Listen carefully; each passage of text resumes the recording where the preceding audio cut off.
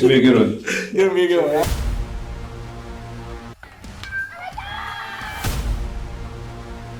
Definitely a different type of process. Cut down or freeze up. Being a coach's son. Jackson, of course, they keep retooling. One stone to face, a hit by pitch. Oh my.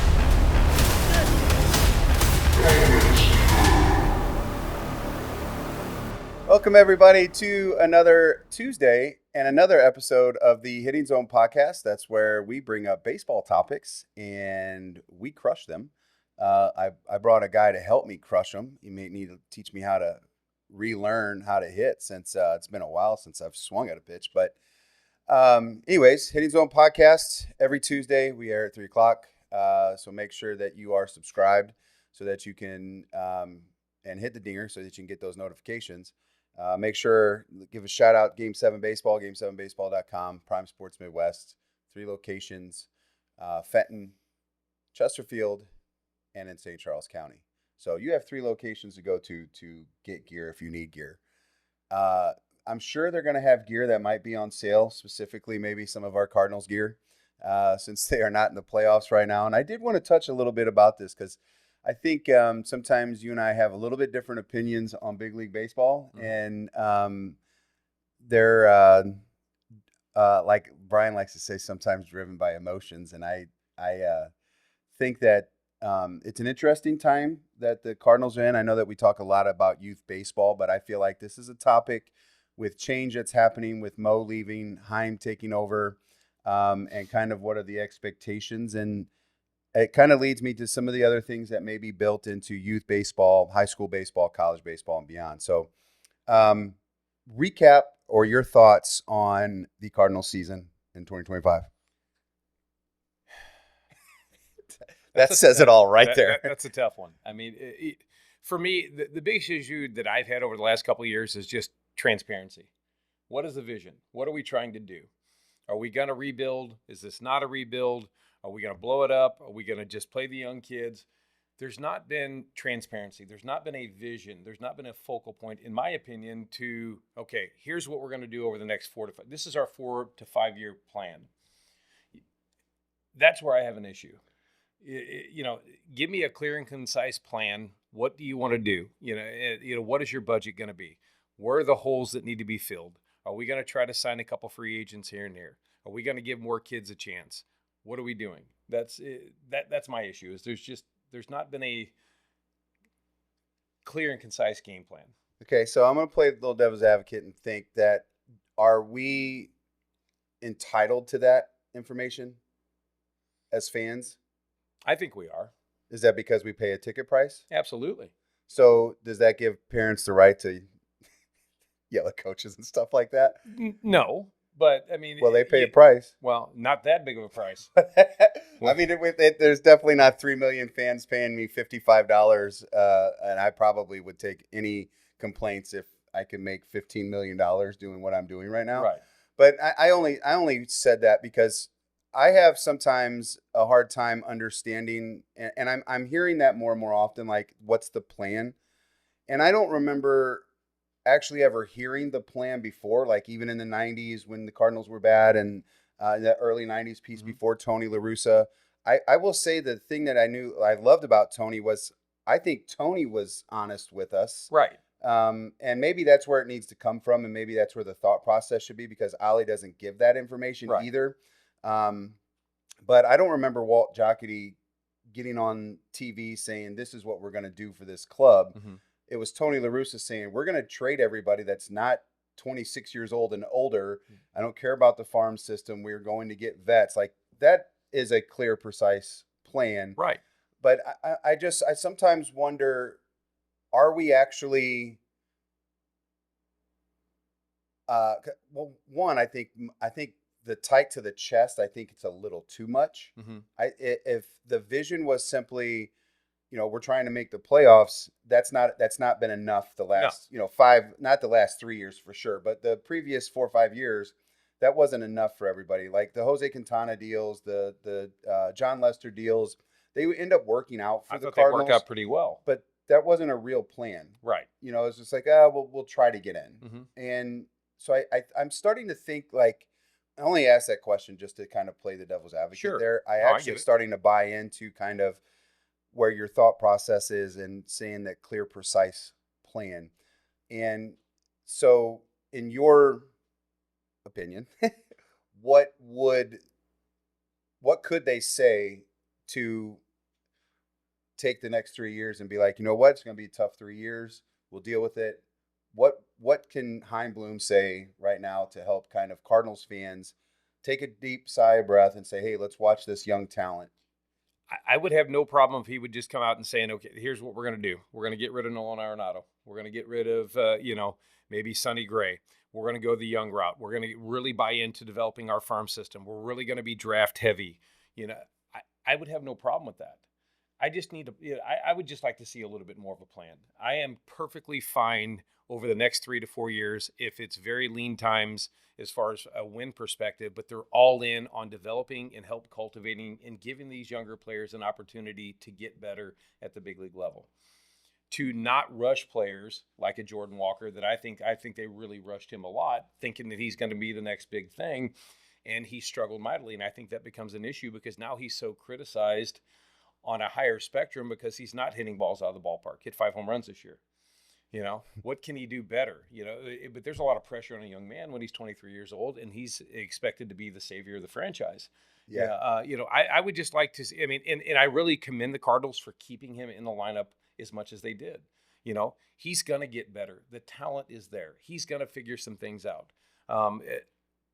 If it's laid out like that, to me, I have no problems spending money, going to the ballpark, because I know, hey, this might be lean now, but man, what can we be when you got some of these higher level draft picks that we drafted this year, last year?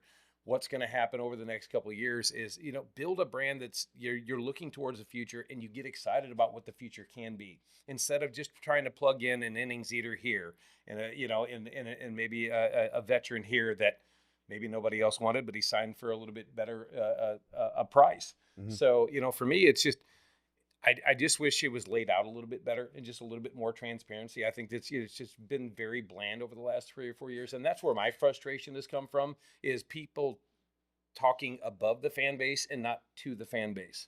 And I look at it as a diehard St. Louis Blues fan, is Army has been extremely transparent. This is what we're doing. This is what we're going to buy into. Let's go to work. Fairly blunt too about, and I love it. And even if it ruffles feathers, he is okay with it, and but he's stuck to the plan. And it seems to have obviously worked out. you have to move a little bit here and there from that plan, but I think just his honesty and his, he's talking to the fan base, where I think at times people don't get that from the Cardinals organization. Mm-hmm. And I love the Cardinals. I wear their gear all the time. Right. I absolutely love it. I still go to ball games. But you look at an average family that has 3 or 4 kids, in the amount of ticket prices, concessions, parking, everything there. I mean, where are you going to go on a Saturday night if the product is not what you want it to be at this point? And you're not even going to stay home to watch it either, right? You're not going to pay for any of the subscriptions or right. anything like that. And I see that now, and I had a good conversation with somebody last night kind of about this, and it's like people are starting to lose the love for Cardinals baseball, right, and what Cardinals baseball has always been to this city. And, for me, I don't quite understand that, because I don't know, for me, I'm like, okay, well, I enjoy watching Victor Scott run down fly balls. Right. I don't like watching him hit. No. You know what I mean? He's not I'm kind of over Newtbar. I'm over Gorman. Those guys will go on somewhere else and be competitive. But I think I do think we have challenged these players to almost fall out of love with the game, because when I watch the game, I don't see fire. I don't right. see desire in the Cardinals.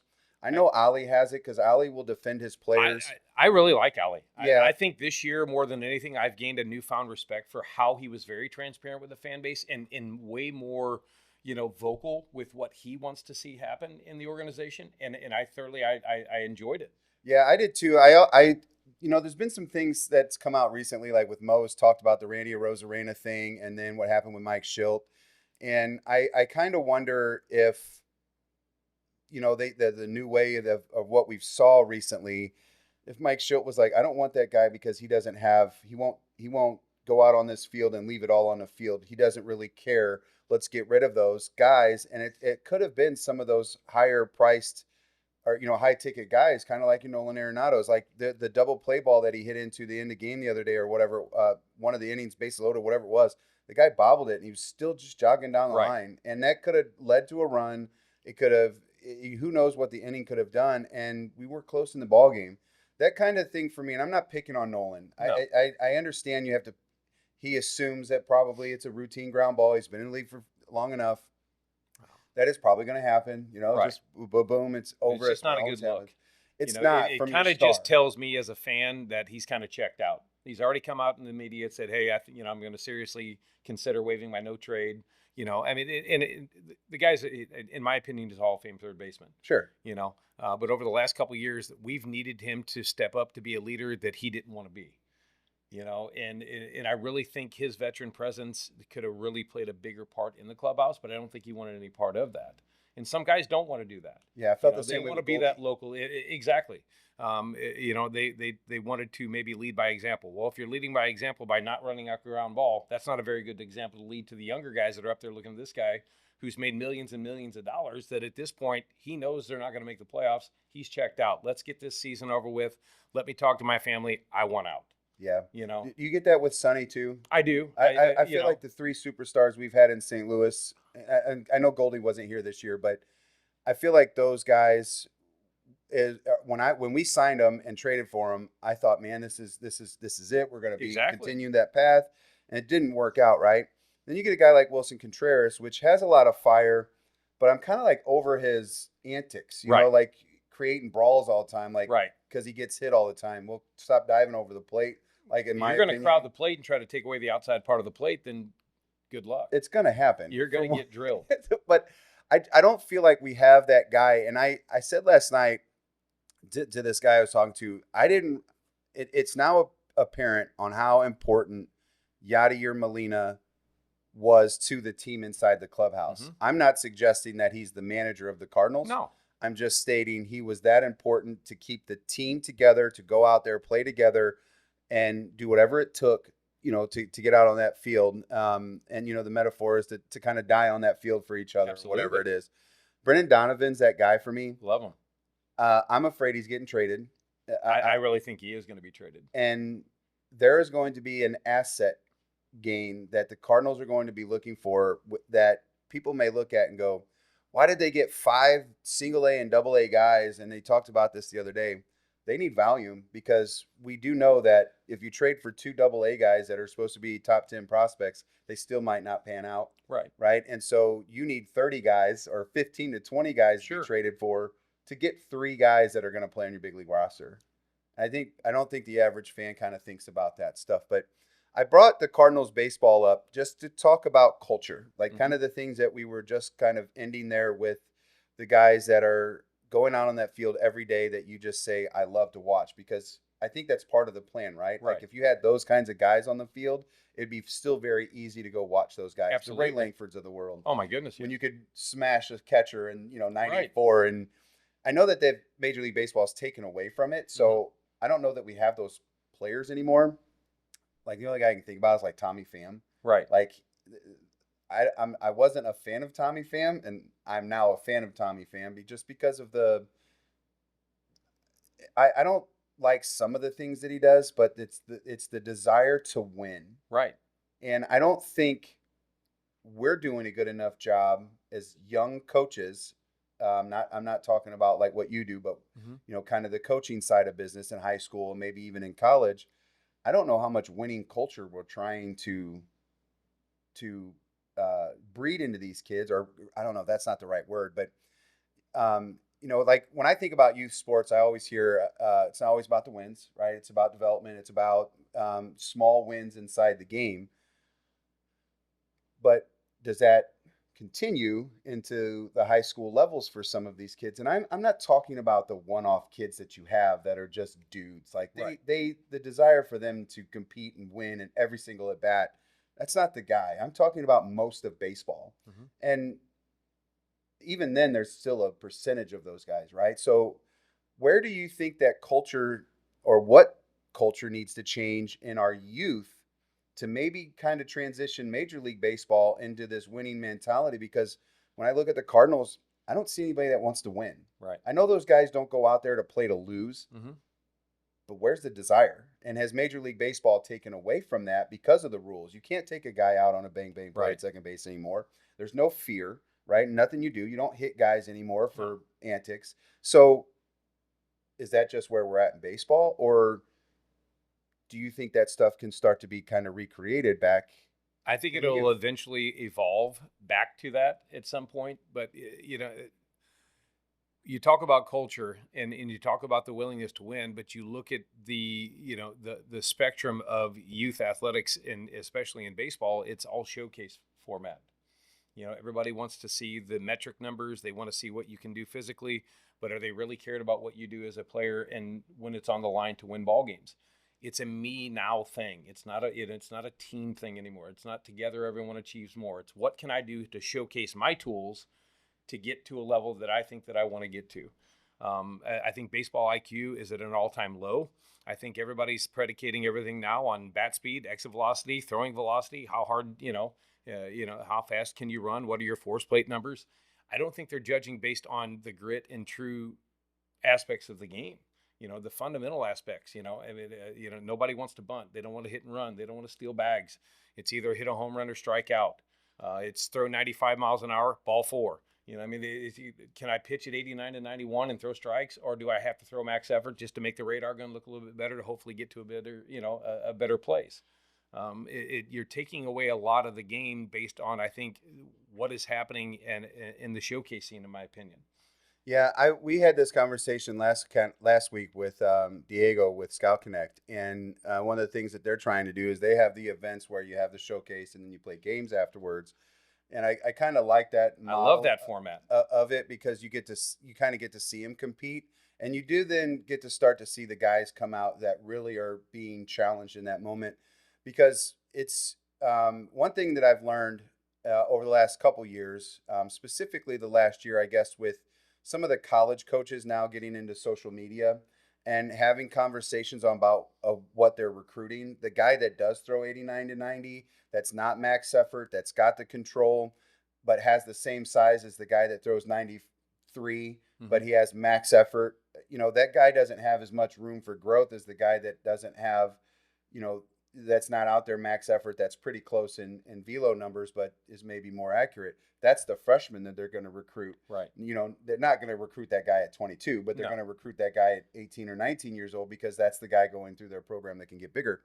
And so for me, it's like those things we have to have more of those conversations with people, because this past year was the first time I've ever dealt with a major arm injury. Somebody had the 6-month surgery on TJ. I don't know it's not the reconstructive one. I don't know what the other one's called, but it's a 6-month journey and not the year-long journey.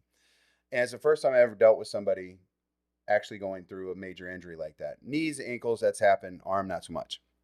And my first thing I went through was like, well, what did I do wrong? What drills? What were they? Sometimes it happens. I get it, but I go back and I try to reflect on stuff, and I'm like, man, all we're trying to do is just tell these kids rip sliders and rip fastballs and just all these different things. I'm like, that's probably not the message. There's no downtime for rest anymore either. I mean, they're grinding pretty much all the time now. I mean, you used to have an off season to shut your pitchers down for 6 to 8 weeks and then ramp it back up. But these kids are now finishing summer baseball, going into fall baseball, then going to showcase after showcase after showcase. Where's the downtime? Where's the rest part of it? And I think a lot of these injuries are based on the number of pitch counts that these kids are running up there, and just the max effort to what they're trying to do to get seen. Do you think there should be? Do you think the high school baseball, this is Misha, should lower their standards for pitch counts? I think it's 85 for freshmen, 95 for sophomores, or maybe it's 95 for underclassmen, and then the upperclassmen, junior, seniors, 105. Do you think that that's a good number, or do you think that that could be lowered? I think it should be maybe like a pyramid effect. The first couple weeks, your pitch counts at this, and you ramp it up as the more the season grows, the more the pitch count grows. And that's, kind of what we would do with our pitching staff is, the first couple of weeks, you're at 55 to 60 pitches. You're out. I don't care if you're winning, losing, whatever. The next week, you're at 65 to 70 pitches, maybe 85 pitches, 95 pitches. Maybe we go into a system where, there's a progressiveness to ramping their arm up to keep them from the injury factor. I think that might help out. That's almost like, but I've seen multiple high school games the first week of the season. You're playing 45-degree weather, and you're rolling out dudes throwing 93 pitches. And you've got major Division I schools that are having an absolute stroke, like Tony Vitello, watching a couple of his kids that were committed in this area throwing 95 pitches the first day out and then blowing their arm out. Yeah, that's a big issue. That's and so for me, like when you said that, I feel like that's almost protecting the player. Misha's almost protecting the player by making sure coaches, I think it's just a protection thing. Like, not saying, okay, well, you can throw 105. It's not recommended to do. And then you have these pressures on coaches where they're like, there's scouts out there, and maybe a kid's throwing a gem of a game, and it's like, I'm going to keep him out there. And you're going through that, and you're like, well, if I pull him, like, how does that look, to the coach, to the fans, to the parents, to the player, to the team, when you have your guy going through one of those games, and it's like, that would almost protect that situation and say, until April something, your pitcher cannot throw more than these. I think it would be a good structure to have. I think it would, reduce that injury factor a lot. But it also give your recruiters that are coming in to see these guys knowing that, hey, they're only going to throw 60 pitches max today. They'll probably love that too, by the way. Absolutely, because they're in and they're out. Well, the long term is nothing to do with high school anymore. It's literally they're there because they want that kid to see what they can do for them and want them healthy at whatever university they may attend down the road. So, there's always going to be, that selfish part of the recruiting process or the college coach, because that's all they care about. They don't really care about if you win a state championship or not or whatever. They want to see you throw your 65, pack up, go home, then get out of there early. That's an interesting take, and I think that kind of leads into the youth side. I struggle. So I have a 9U team, and the last two outings, we've had some pitchers struggle in innings. And, they only do we're at the rec level where it's, you score 5 runs, innings over. And I'm having a hard time of going, well, do I pull a kid out in the middle of the inning because of the way the rules are right now? Like, there's only so much time. You only get like an hour and 10 minutes to play. You're only playing 3 innings long. Like, what is, that right number to pull a 9U kid? Now, I understand they don't throw hard enough and, things like that, whatever. But I still, in the back of my mind, am super aware, like, there's no way I can throw a kid 50 pitches in an inning. Right. But it happens. Mm-hmm. And it happens pretty quick because if you walk, 10 guys, that's 40 pitches in the inning, which sucks for watching. But that's happened to us the last couple of weeks. And I'm like, I don't like that number. Right. I really don't. I wished all my pitchers would go in and throw 20 and they get through 2 innings and we're done. But that doesn't happen, especially at that age group. And so, like, when should we start really allowing, say, over 80 pitches happen? 14U? I think 13 or 14U, yes. Strength's probably a big piece of that puzzle. Yes. Like, where's the kid at? Like, is he still scrawny, still growing? Hasn't kind of hit maturity yet. I've had some people get upset with me because I've pulled kids a little bit early. And I think things that I've learned with having things like arm care devices, I don't know if you've ever seen them. They're the things that go on your wrist and they touch the strength and your IR stuff and grip strength and tell what kind of fatigue you've had in your arm. A lot of those kinds of people are suggesting pitch counts aren't necessarily always the problem, how many times you throw the ball. It's how much you fatigued and the stress of the arm of it. And, like when you go out there and you watch a game of kids at about 80 pitches and you go, what do you got left? And they're like, let's say they're through 6 or 7. So they're, not 7 because that's a high school baseball game. But so let's use, they've thrown 50 and 5. It's averaging 10 innings. And they go out in the 6th and they throw 25. And it's just a rough inning defensively. And you look at him and you're like, he's only at 75 pitches. Sometimes you pull him because you could see the stress on him. But sometimes you might give him another 25 if he needs to get through that, last inning or something if you're playing with the lead. But maybe that's not the right pitch number, but what I'm getting at is like you can watch your guy, still eye test him and go, he's struggling. Like, do you think that should play, or should you just stick to a flat number and just be like, you're done at 80, 85? I think that's a good point to see, what type of stress level that the kid is under. Mm-hmm. Is he really struggling, to find that number, or is he, at a higher number, but he still looks strong and he still looks capable? And, I think you should judge that based on each individual kid, size, makeup, strength, and just overall body type. Yeah, I always think about stuff like that because when I was younger, I was always a big athlete. And so I could swing with my arms and hit a ball out of the park. I didn't have to, well, most men can anyways, but I was always just bigger. And everybody's like, how are you able to do that? And I was like, I don't know. At the time, I didn't know. Now that I'm older, I'm like, size has got a very large part to do with kind of why the guys are able to do what they're doing. The Aaron Judges, the Kyle Raleighs, those guys are big humans. Kyle Schwarber maybe not so big, but I mean, he doesn't look big on TV, but I still think he's like 230, something like that. And I'm like, stop trying to be the 35 homer guy and just catch barrels. And I don't even talk about average anymore. I know that like for us growing up, average was the big sexy stat, right? Yeah. And nowadays it doesn't seem to be the case. And if you look at the Kyle Raleigh debate versus Aaron Judge, right now it's like Aaron Judge is 70 points higher or 60 points higher than Kyle Raleigh is, but they got really similar numbers in runs scored, RBIs, the run production period.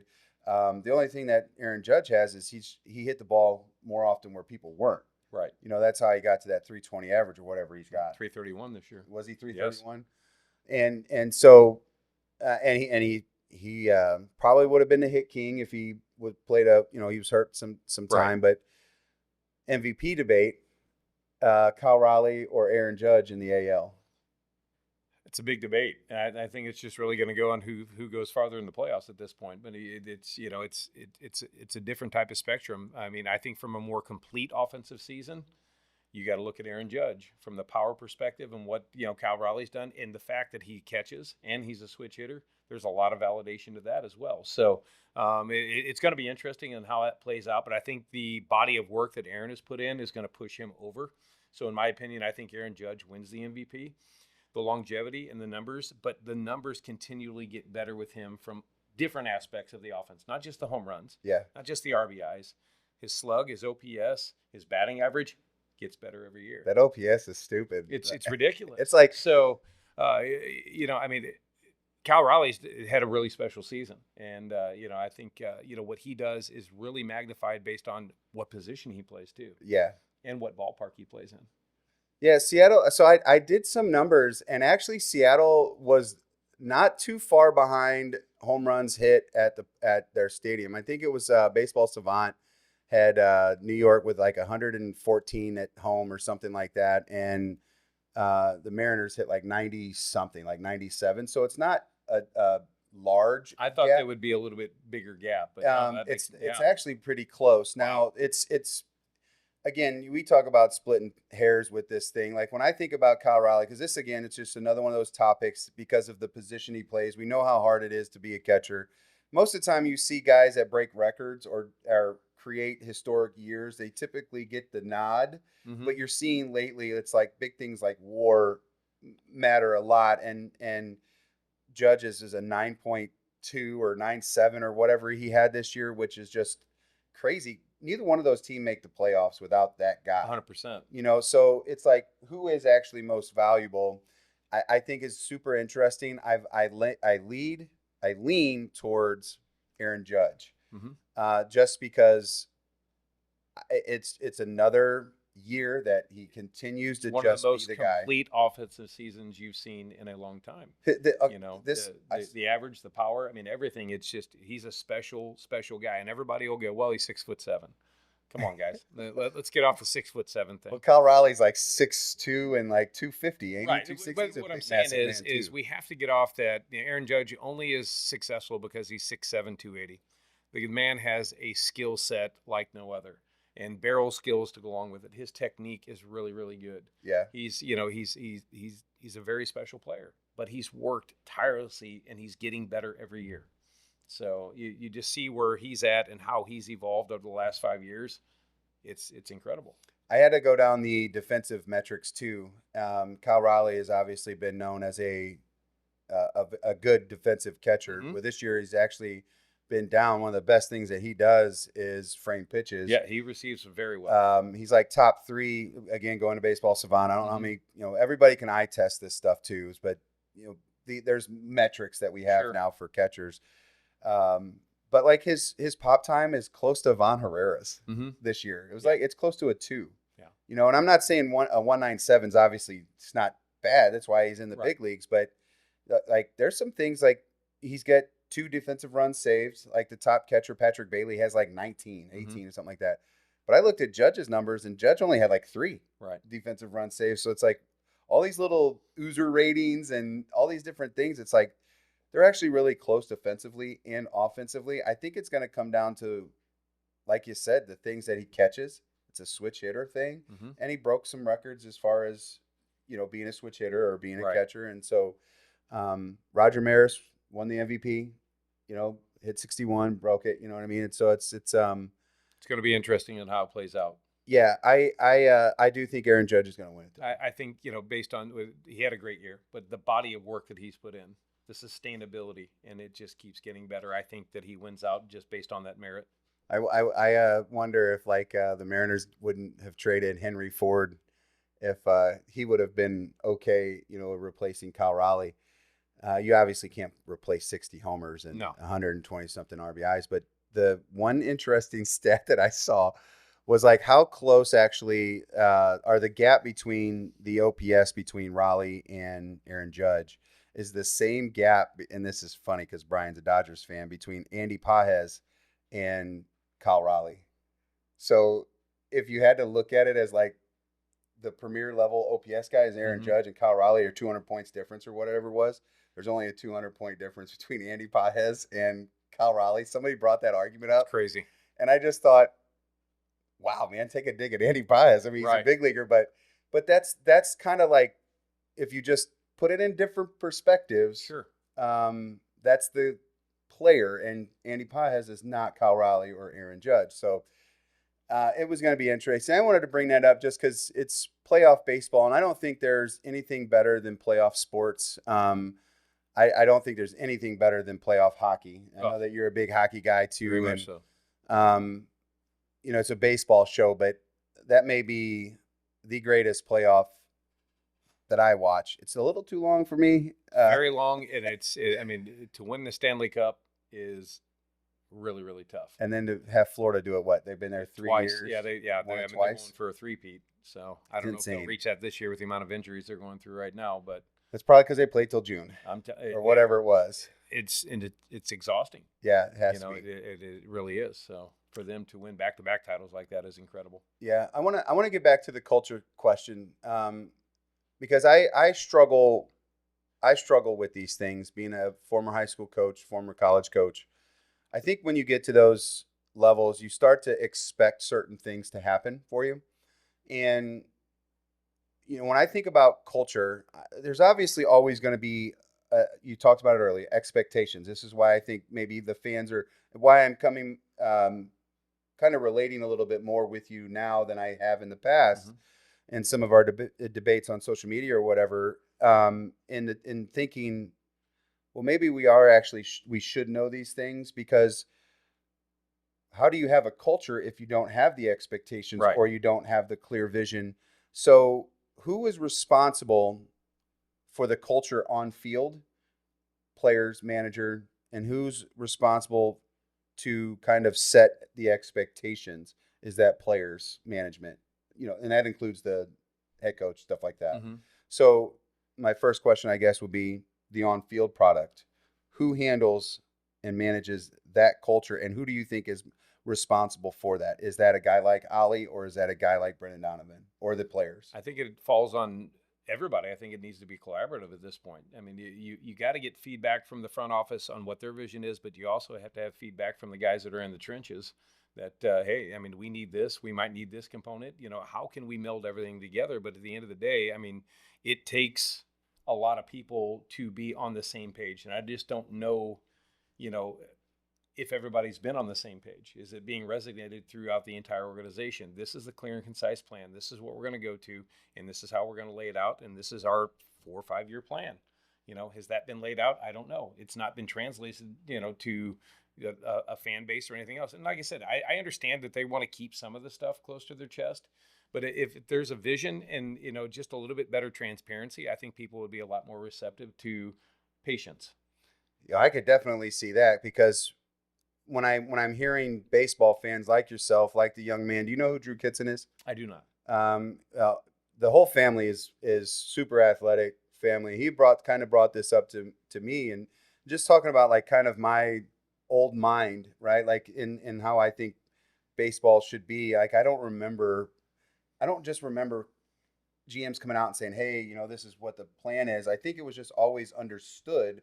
And right now, I think we question more. Mm-hmm. And so I felt like when I was talking to him last night, I was like, you don't deserve that. Like, you don't. And then as he was talking to me, kind of the same way you are, I was like, well, wait a minute. I need to pump the brakes a little bit. Maybe we actually do need a little bit of that to give a little bit of break to the organization. Absolutely. As a fan base, because we are all over them, right?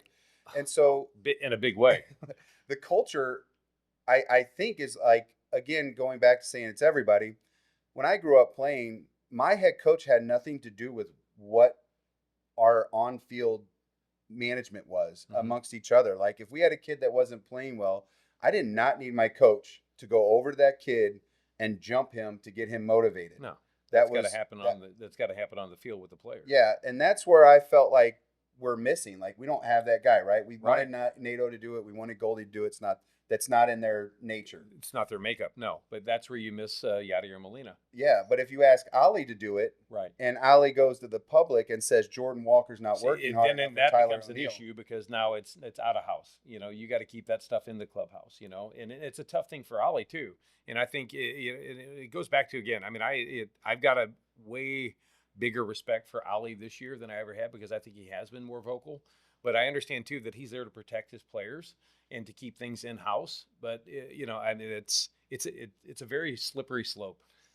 What I'm getting out of your like my perspective of what you're saying, and then what Drew said yesterday to me is if management, and I'm talking Mo's position now, Heimblum and DeWitt's and everybody like that, and obviously Ollie's involved in this, but I think if the upper management can tell Ollie what the message is going to be, or what the plan is going to be, Ollie tells those guys what the plan is, and this is how we're going to execute said plan, because that's what has to happen, right? Managers have to execute, right? And then here's the standard. If the standard's not there anymore because they've gutted the minor league coaching system and the bringing back former Cardinals players that have played under all these other guys, or trained under all these people, the Cardinal way is no longer there, and that's what I think that you're frustrated with, because you don't have that, you don't feel that anymore. There is no standard, in my opinion. And there same thing with Drew. Be said standards. And so I struggled with that yesterday. And I was like, well, wait a minute, is it a combination of like players really don't care about that stuff anymore because of what you said, the showcase style, the things that they're only there for themselves, they're there to collect their checks, that they hope that after 6 years and arbitration's up, they can get the heck out of Dodge and go make as much money as they can. Right. It's just a very different state that we're in, I think, with just how the game is played. Like there's no repercussions in baseball anymore. Like there's no. It's not self-policed anymore. Yeah, it used to be self-policed. And maybe that's okay, because I don't want guys throwing 97 miles an hour at someone's neck. Like, no. But there's a time where you can go in and make a hard slide. You no longer see a young player not run out a ground ball and then get into the dugout and a veteran go up to him and say, "Listen, this is not how we do things here. Our standard is you run everything out." You don't see that in-house policing anymore. Across baseball, across though. It's baseball. Not just it's not just not whatsoever. You don't see altercations in the dugout anymore like you've seen in the past. Yeah, just ask Bryce Harper about that when he was a rookie with Papelbon. Papelbon. I think about that's a defining moment that I think really helped Bryce Harper grow too. He didn't like it at that point, but I think at the end of the day, he respected Jonathan Papelbon for that. And Jonathan Papelbon had the cojones to step up and say, listen, we don't do it this way here. That dude was a nut job. He was a nut job. But I think it was, I think it was very valid. No longer do you see these guys not run out of ground ball; they don't get taken out. Well, how often growing up when we heard about Bryce Harper, all the little antics that he would do, you go, I don't like the player. Like, you never even met the guy, but everything you saw on TV, I was like, I didn't like it when he ran over someone's back of his foot because he was ticked off because he grounded out. You know, some of the things that he was doing as a 19, 20-year-old kid or whatever it was when he was in the professional baseball. I'm like, Papelbon. Why that is more prevalent now that young kids do that is they're no longer held accountable for stuff like that because they're the best ball players on their team. So they get a pass. You got a generational talent like Bryce Harper, and you want Bryce Harper to play in your summer program. You think you're going to jump Bryce Harper's butt for doing something stupid on the field like that? Well, I know he's going to leave. Exactly. I know he'll go to the next guy because to get what he there wants. will be 5 other teams in line waiting for a generational talent like that. And they're going to kiss his rear end a little bit because of that. Yeah. So I just think that is, in lies part of the problem of what we're doing with youth sports is your better ball players get put on a little bit more of a pedestal than your lower level ball players. There's no more policing that stuff because they're so afraid to lose their better ball players and lose the standard of them being a top club. Yeah, Drew said that yesterday. He's like, this is like, think about what you're doing with your youth teams and the culture that you're building within, which is running things out. Like, again, I have a 9U team. Last night, ball got away from the catcher. He got to take it, advance to the next bag. And he kind of got like the last 15 steps and just kind of started hopping around and walking. I understand he was 9. I literally across the field, we run out to the next bag. Mm-hmm. You could dance when you get on the bag. I'll let you have that at 9 years old if you got the little ADHD going on or whatever. But for me, I'm like, no, we don't do that. And so for the next 9 years, 6 years or whatever, I got till they enter high school. I want the high school coaches that these kids go to that says, I want to keep that kid on my roster simply because he has the smarts. He hustles everything out. If I need somebody picked up, if my catcher needs to be picked up, we got a guy going. I'm already teaching my kids how to warm up the right fielder. Right. We're playing with have the gloves set up in the dugout for position players. The first baseman gets a baseball. The center fielder gets a baseball coming off. Those are things called intangibles that are not being taught anymore. Yeah, and I feel like it's starting to actually get into the major leagues because there's just no real expectations anymore other than to make money. Exactly. It's tough to watch because I had to sleep on that. It was a pretty good argument for a minute. He goes, you're like talking to a brick wall, and I go, man, you're not the first person that says that because I'm always going to try to play some other angle, even though I may still kind of agree. I still like to bring up the other side of it because there's information, right? Sure. And how I perceive that information, I could try to, swing his ways or whatever. But he's flat out. He's like, dude, the reason why your kids make the team, high school teams, and they may not be the best players is because nobody has to tell that kid to go warm up a pitcher. Right. When a pitcher starts to struggle and your head coach is going out for a visit and you only have 2 guys in your dugout and somebody else is managing something other situation. Right. My guys will go up and get a kid ready because they know that, he's struggling. We're late in the ball game. Right. I need to get my pitcher because we know who's in relief. Let's go. Like, I got my stuff. We'll get ready to go. Or if there's a pitch hit opportunity, they're always kind of prepared. And I don't know why there's not a lot of coaches doing that. I understand there's maybe way too many coaches. Maybe the standard, maybe I shouldn't do that. I'm not sure. That's what I know. That's what I believe in. That's what I loved about baseball. Mm-hmm.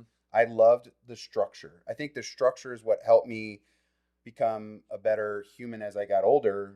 Is I really have to be more detailed, and I think baseball was a big piece of that for my growth. I don't know about for you, but for me, I love structure. Yeah. If I don't have structure, I'm all over the place. I'll be 5 minutes late. Every day on structure.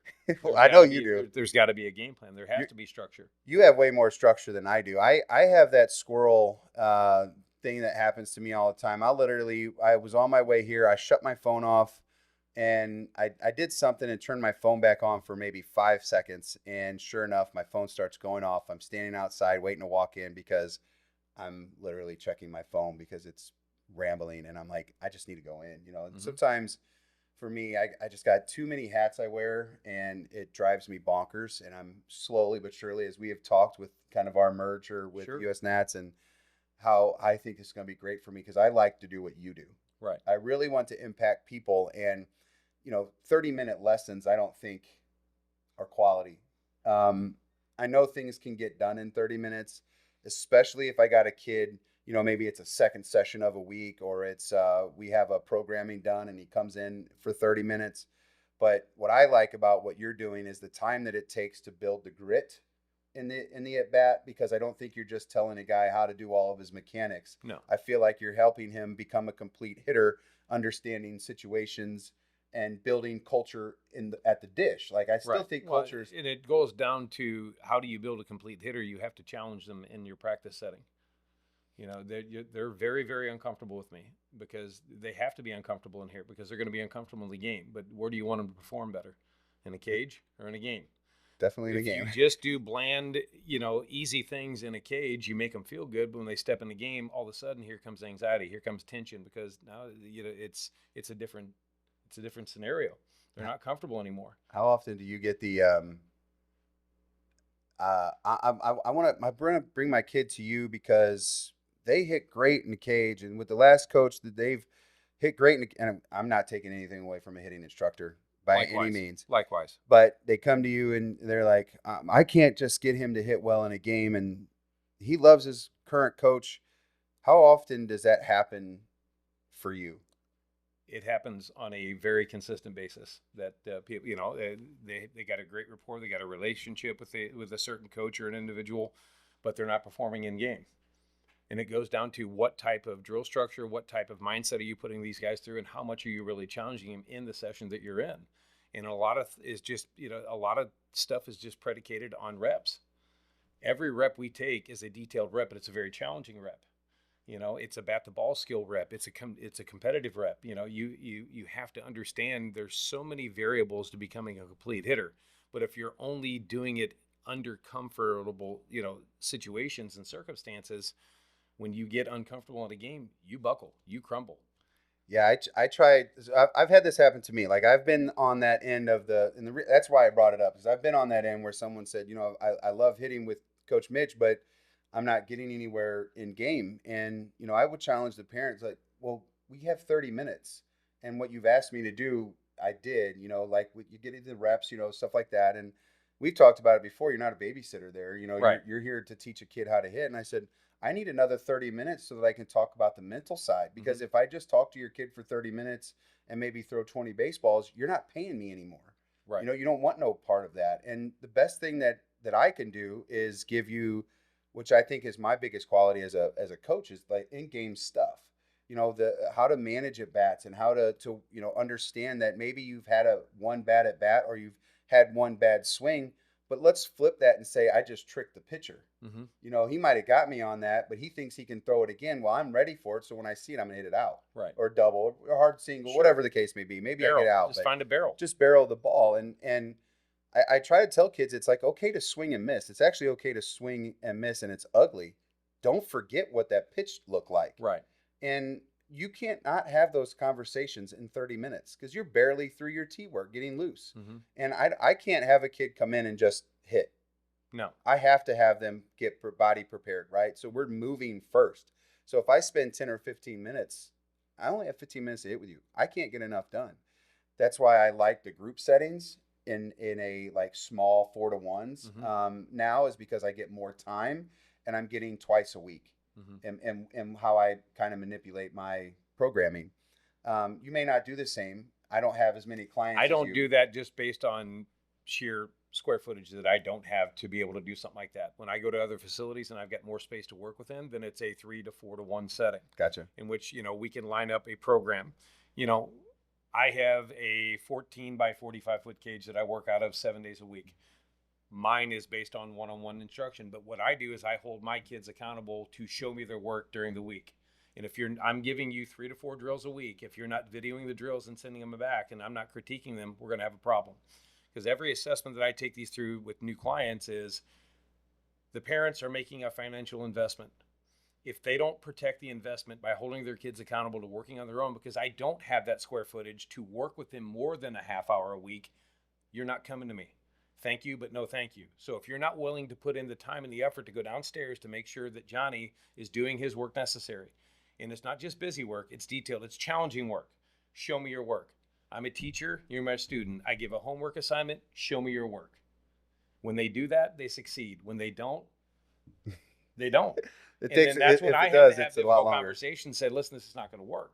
It's nothing personal. But if you're not willing to sacrifice a little bit of time to protect your investment, I don't want you wasting your money and then finding, an excuse because, your son or daughter is not performing in a game. Mm-hmm. It can't, it always falls on the hitting coach. And that's what makes our business really, really tough is the bulk of my kids that are successful are the kids that I get videos on a weekly basis with. I've got kids now driving 4.5 hours to come see me. Obviously, I'm not working with them for a half hour. Yeah. I'm blocking out an hour to an hour and a half. You got a young man that I just started with from Nixon, Missouri, who's a very high level athlete. He's coming up, and we're getting a body of work. But I'm getting video from this kid literally 2 to 3 days a week. And they know that if it's between the hours of 3 and 9 p.m., I'm not critiquing. But as soon as I get up, I'm up at 6 or 7 o'clock in the morning. I get my workout in, and then it's time to go to work. Mm-hmm. So the body of work that I put in behind the scenes, I have to make sure that my kids are getting what they need based on what my square footage tells me I can only have right now. I got you. I always actually just assumed because of following you on all of the social medias and things like that. I just assumed you actually did an hour-long lesson. So you actually do half-hour. I do half-hour-long lessons. So do you require them? Obviously, you have more of a hybrid program where they have to do homework. Mm-hmm. We call it a hybrid. It should be normalized. It should be normalized, but it's not. You almost have to program because I think people are just afraid. Parents are afraid. We don't have. This is wild to me too. We have parents that I know that I've played with that are very good baseball players or were college athletes, all the above, and have a very difficult time teaching their kids. And so they hand their kids off to guys like us. Right. And sure, it works, whatever. But if they're not going, even if you're a really talented player at 12 years old, if you still don't go home and work and find an opportunity to swing somewhere during the week, that 30 minutes, even that hour-long session that you have is not beneficial. It's not beneficial at all. And so what I'm getting out of what you're saying is even though you do half-hour lessons, you're still asking them to swing for maybe another hour and a half during the week. They probably have to come in a little bit early to get loose Absolutely. or prep in some other area, some other space.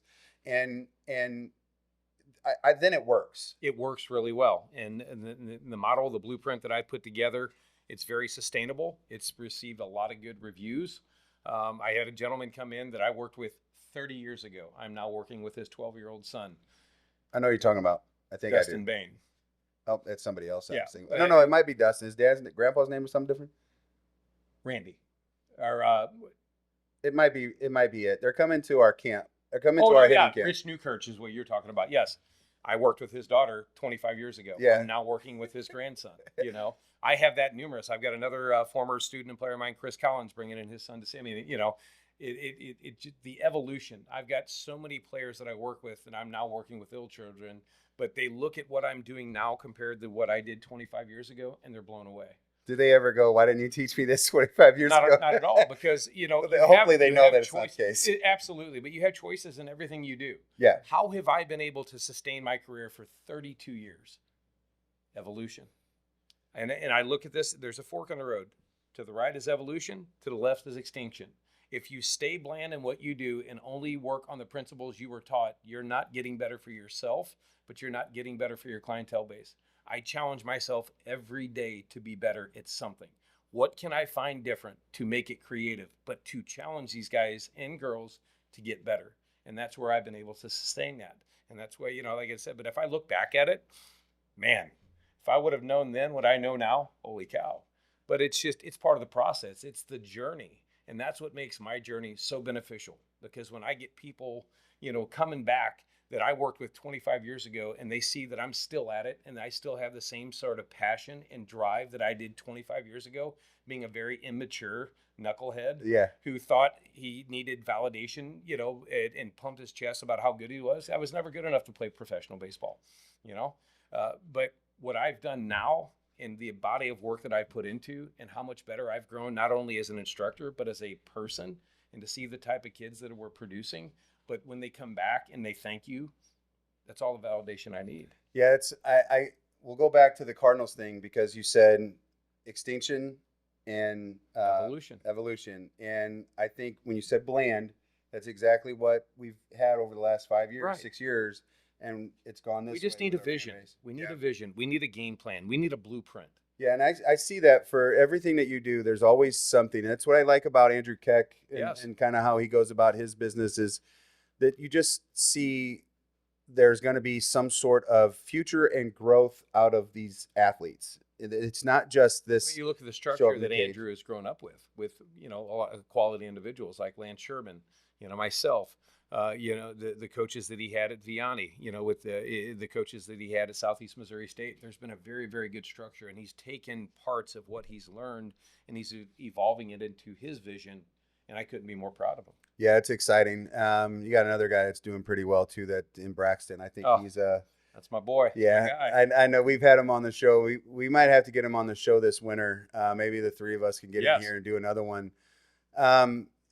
We talked a lot about culture today, and I think, for me, it's something that I will always continue to do is make sure the kids respect our gear.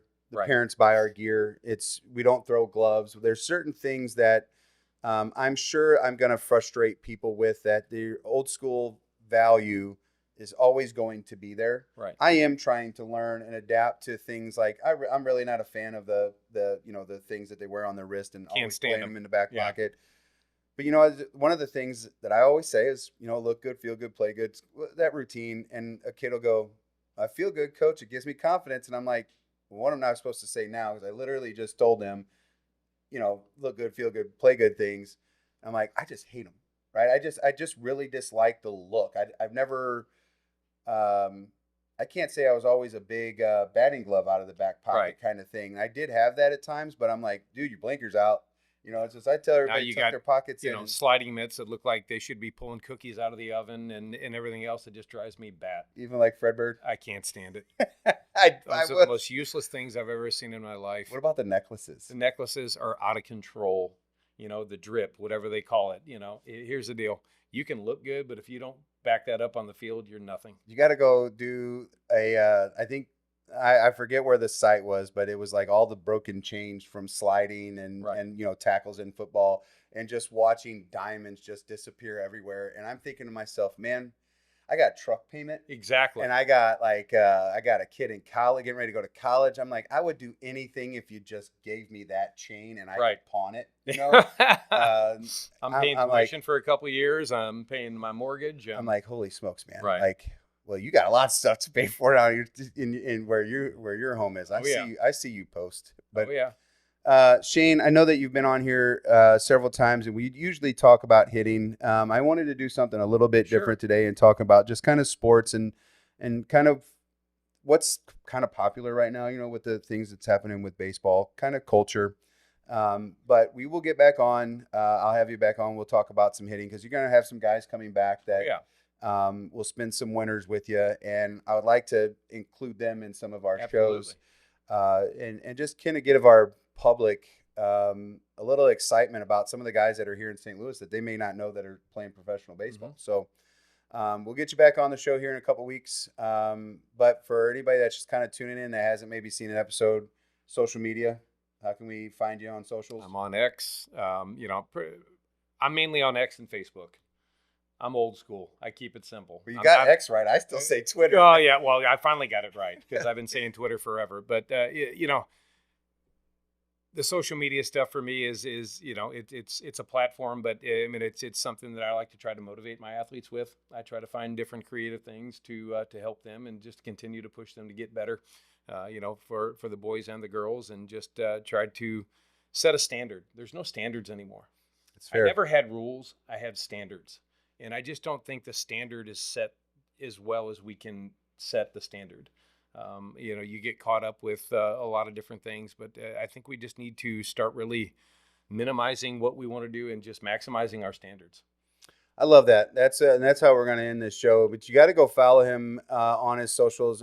Mostly probably Facebook's where I see him too because my age Facebook as well. and X, yes. But I like the motivational quotes that you have. Mm-hmm. I don't obviously we see athletes all the time, so I don't necessarily go look at all your hitters and stuff like Right. that if you post on them. I like the messages that you send or that you're putting out there for people. And I try to share them as often as I'll screenshot them. I'll put them on Instagram or other platforms and things like that because they are uncomfortable. And I think we have to do a better job of just being comfortable with the uncomfortable because Right. it will push us to become better players overall, at least our athletes. I don't know how, adult-wise, if you accept that kind of stuff or not. But I can tell you everything I've had uncomfortable in my life has made me a better human. Absolutely. Because you don't want to go through it again. Right. My dad told me it was okay to make mistakes, just don't make 100%. it twice. Exactly. So, Shane, I appreciate it. Thank you, sir. Thanks for having me. Yeah, make sure you go check him out on socials. Youth Baseball Midwest. You're already there watching this show, so go up and hit that little dinger, subscribe, head over to the Hitting Zone. We're on Facebook, Instagram, TikTok, X. I don't do X very well. That sounded terrible. Awful. Thanks, Elon. I better stop there. You guys have yourself a great day in the Lord. God bless you guys.